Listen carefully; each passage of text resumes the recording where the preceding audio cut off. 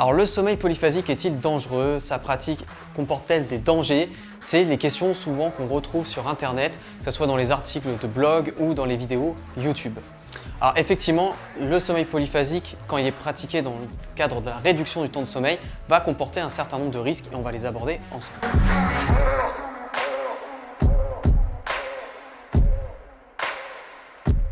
Alors avant tout, dans les rythmes de sommeil polyphasique, il va y avoir beaucoup de différences. Évidemment, quand on va réduire le temps de sommeil, on peut réduire seulement d'un cycle de sommeil ou bien réduire de la totalité des cycles de sommeil et ne faire plus que des micro-siestes tout au long de la journée. Donc ça, ce sont les rythmes Huberman et Team Action qui constituent des rythmes extrêmes dans lesquels on va dormir plus que 2 heures par nuit.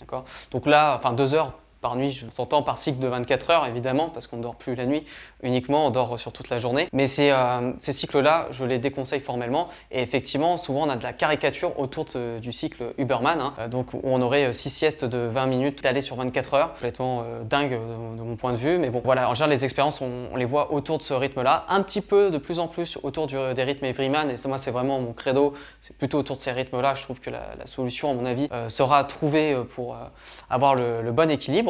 À chacun de trouver le sien par contre, mais effectivement on ne peut pas réduire le rythme de sommeil, il va falloir garder une part de sommeil nocturne. Donc effectivement le sommeil est une fonction vitale qui est même primordiale chez l'homme. Donc la réduction du temps de sommeil est évidemment pas à prendre à la légère. Quand on connaît l'importance du rôle du sommeil dans la biologie, qu'on voit que c'est ce qui permet aussi à l'enfant de se développer tout au long de sa vie jusqu'à l'âge adulte, et qu'on voit également depuis quelques années, on a découvert que effectivement le sommeil serait un des facteurs d'évolution de l'espèce humaine, ce qui lui a permis de surpasser sur le plan cognitif, intellectuel et même social, voire culturel, un grand nombre d'espèces. On se rend compte que réduire le sommeil, c'est pas quelque chose d'anodin. Et donc comme c'est quelque chose de très important, il est aussi important de très bien se renseigner dessus avant de commencer à vouloir le modifier. De se prendre conseil aussi auprès de médecins, peut-être de coachs du sommeil, d'experts en sommeil, c'est vraiment quelque chose d'indispensable. Et pas seulement écouter 2-3 vidéos sur YouTube. Il faut aller lire des livres, lire des articles, regarder des chaînes YouTube. Il faut vraiment faire un maximum le tour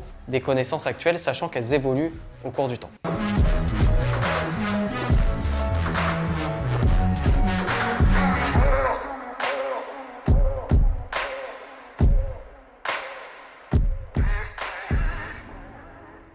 Alors maintenant que j'ai posé les bases, que j'ai bien fait comprendre qu'il y a des dangers et des risques, on va voir justement quels sont les risques liés à la pratique du sommeil polyphasique. En fait, ces risques-là, ils sont liés plutôt au manque de sommeil. Parce que le risque du sommeil polyphasique, s'il est mal fait, c'est que si on ne respecte pas les règles qu'on reverra dans une autre vidéo, comme notamment la régularité des phases de sommeil, mais aussi l'hygiène de vie entre l'alcool, le café, etc., j'en passe. En fait, si on ne respecte pas ces règles-là, on risque de manquer de sommeil parce qu'on va atteindre soit la durée minimale de sommeil, soit la qualité de sommeil. Le rythme du sommeil polyphasique à réduction de temps va pouvoir entraîner un manque de sommeil et sur un moyen long terme, on va pouvoir avoir des conséquences. Donc quels sont déjà les signes du manque de sommeil et quels sont du coup les risques qui vont aller avec. Donc j'ai pris une petite liste parce qu'il y en a quand même un certain nombre. Je vous dis, c'est pas quelque chose d'anodin. On va avoir évidemment des choses évidentes. On va avoir des risques de somnolence durant la journée avec des troubles de l'attention. Ça peut être dangereux si par exemple vous devez prendre le volant ou finalement utiliser des machines dangereuses ou si vous devez sauver des vies. Là, ça va être très, très important d'avoir toute son attention. On va évidemment avoir toutes les sensations de froid, une baisse d'énergie générale, une baisse de la production de certaines hormones, en particulier l'hormone de croissance. C'est pour ça qu'on verra qu'on le déconseille aux mineurs et on voit bien que le sommeil est très important, mais aussi de la mélatonine. Alors ça, c'est paradoxal, c'est que plus on en manque de sommeil et moins l'hormone du sommeil est produite. Donc plus il est difficile de dormir. Donc à un stade, vous êtes peut-être déjà retrouvé dans cette situation-là. Quand par exemple vous faites une nuit blanche, il peut s'avérer que des fois vous n'arrivez plus à dormir. Parce qu'en fait vous avez tellement résisté au sommeil que souvent on dit on a une fatigue nerveuse, on n'arrive pas à s'endormir. En fait c'est que le corps n'arrive plus à produire la mélatonine. Il n'a pas réussi à recharger les batteries pour la produire. Donc vous allez avoir beaucoup plus de mal à vous endormir. Normalement une nuit blanche, ça ne doit pas vous perturber, ça doit être réversible. Mais quand on cumule vraiment beaucoup de manque de sommeil, ça peut être très difficile de revenir en arrière. Ensuite on a aussi des dérégulations de certaines fonctions biologiques au sein du corps, notamment qui tournent autour du métabolisme, comme la glycémie. Donc à terme, il peut y avoir aussi une favorisation sur le terrain du diabète. Donc si vous n'êtes pas diabétique, vous avez une hygiène de vie plutôt correcte, qui normalement n'entraîne pas du diabète, si vous êtes en manque de sommeil chronique, vous avez toutes les chances de devenir diabétique. Donc voilà, il ne faut pas prendre à la légère non plus. Évidemment, dégradation du système immunitaire. Donc on sait en ce moment comment c'est important le système immunitaire, on en parle tout le temps. Et pourtant, le sommeil, c'est sûrement le facteur le plus important. Donc le fait de rajouter des siestes, des micro-siestes peut vous aider. Par contre, si vous réduisez en parallèle le temps de sommeil, le temps que le corps se calibre, il peut y avoir une petite baisse de régime. Donc attention là-dessus. Il y a aussi un critère très important pour savoir si vous êtes en manque de sommeil, ça va être la dérégulation de l'humeur. Donc vous allez avoir des fameux sauts d'humeur, vous allez devenir désagréable avec vos proches. Si on vous dit en ce moment t'es pas agréable, c'est sûrement que vous n'avez pas assez dormi. Sommeil monophasique ou polyphasique, c'est le même combat. Là, les symptômes du manque de sommeil que je vous donne, c'est vraiment les mêmes. Et enfin, si vous avez besoin de vous concentrer au quotidien et d'apprendre surtout, les capacités d'apprentissage et de mémorisation vont être réduites si vous êtes en manque de sommeil. Par voie de conséquence, chaque fois que vous allez être en surplus de sommeil, surtout en termes de qualité et pas de quantité, on va pas compter forcément les minutes, c'est pas ça le plus intéressant, mais c'est vraiment la qualité, se sentir bien en forme, on va pouvoir les augmenter. Ça, c'est ce que je parlais justement dans les augmentations des performances dues au sommeil polyphasique. Lorsqu'on répartit son sommeil différemment, voire on l'augmente. Donc ça, c'était la liste des principaux symptômes en cas de manque de sommeil. Maintenant, évidemment, si on va à l'extrême avec un manque de sommeil chronique et puis de manière assez poussée, ce qui peut se passer, c'est qu'on peut arriver au surmenage, le fameux burn-out qu'on entend parler partout. Généralement, c'est très lié au sommeil et d'ailleurs, les cas les plus graves qui entraînent le décès sont dus par manque de sommeil. Donc oui, on peut mourir de manque de sommeil comme on peut mourir de soif, de faim ou de froid. À la différence que, a priori, tu mourras plus vite de manque de sommeil que de manque de faim, par exemple. Donc le but ici n'est pas non plus de diaboliser le sommeil polyphasique, tu vois bien qu'il y a des risques, mais que ces risques peuvent être maîtrisés si on ne fait pas n'importe quoi. Et donc on verra les règles qu'il faut respecter pour faire du sommeil polyphasique, se lancer en toute sécurité. Mais pour terminer cette vidéo, on va aller quand même sur les contre-indications parce qu'on a parlé du manque de sommeil, mais il faut aussi se dire que quand on va réduire son temps de sommeil dans le cadre du sommeil polyphasique, même si on va contrôler cette réduction de sommeil pour optimiser finalement la qualité par rapport au temps passé endormi, il faut quand même savoir que ça va demander un effort d'adaptation. Et quand le corps doit s'adapter, comme par exemple il doit s'adapter au froid, au chaud, mais ici à la fatigue, ou ça pourrait être aussi au manque de nourriture, ici par rapport à la fatigue, il va lui falloir un certain nombre d'énergie pour pouvoir s'adapter. Et si ton corps est déjà épuisé ou n'a pas ses ressources en énergie, là ça va très mal se passer.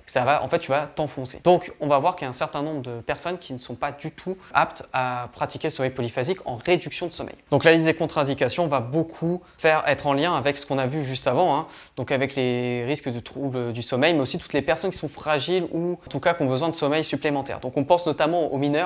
Les mineurs ont besoin de beaucoup de sommeil pour justement produire suffisamment d'hormones de croissance. Et on a vu qu'un des effets du manque de sommeil, c'est la réduction de l'hormone de croissance. Donc déjà, ça, c'est un point important.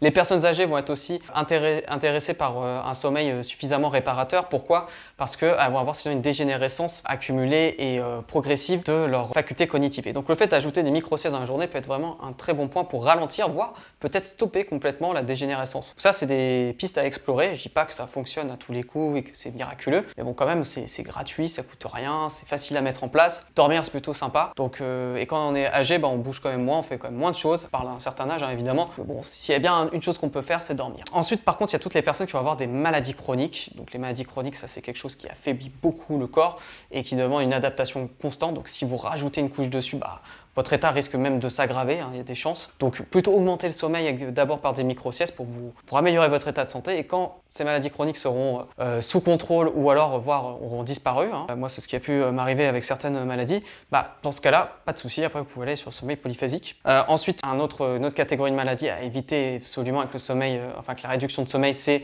les maladies cardiovasculaires. Parce que quand on fait des transitions, par exemple de monophasique à Everyman 2 ou 3, souvent on sent que le cœur il en prend un coup sur les premiers jours ou les 2 premiers jours. On sent que il y a des petites palpitations, des faiblesses, on sent que le cœur a du mal. Peut-être que si vous avez déjà fait des grosses soirées, vous avez très peu dormi, le lendemain le cœur vous sentiez qu'il était fatigué. C'est normal, c'est le manque de sommeil. Avant même l'alcool, c'est le manque de sommeil qui va faire le plus mal au cœur. D'accord? Après, si vous avez bu, évidemment, ça va aggraver les choses. Donc voilà, toutes ces personnes-là, même hypertension, diabète, on va éviter. On sait que sinon ça risque de déréguler encore plus le dérèglement qui est déjà là.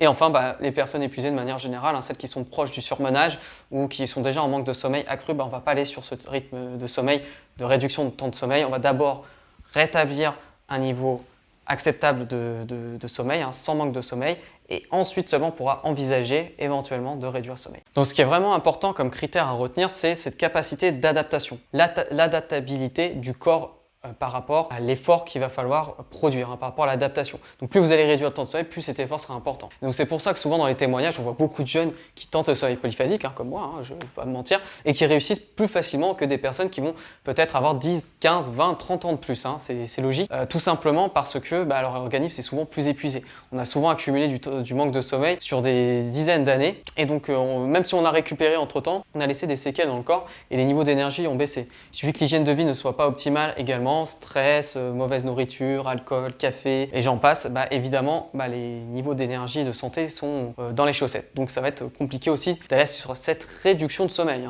pas d'ajout de sieste, on est bien d'accord. Enfin, ça me paraît évident, mais si vous souffrez de troubles du sommeil, évidemment, n'allez pas sur de la réduction de temps de sommeil et surtout, allez consulter un médecin et un spécialiste du sommeil pour qu'il puisse vous conseiller et vous permettre de régler ces problèmes-là. Une fois que vous aurez plus vos troubles du sommeil, que vous aurez une santé de fer, alors dans ce cas-là, vous pourrez vous réintéresser à cette réduction de temps de sommeil. Et avec plaisir, je vous aiderai, je vous accompagnerai pour atteindre cet objectif. Voilà, cette vidéo est terminée. Je crois qu'on a balayé à peu près tous les risques et les dangers du sommeil polyphasique, des plus bénins aux plus graves, qui peuvent aller jusqu'à la mort. Donc j'espère que ça ne vous aura quand même pas refroidi pour tenter l'expérience, mais sachez que si vous voulez aller sur ce terrain-là, il ne faut pas prendre les choses à la légère. Il faut vraiment bien se renseigner et échanger un maximum. Donc n'hésitez pas à me laisser des commentaires en dessous si vous êtes intéressé pour qu'on puisse commencer à échanger. Après, on pourra échanger par message privé pour justement aller plus loin et que je puisse vous accompagner dans cette mise en place de sommeil polyphasique.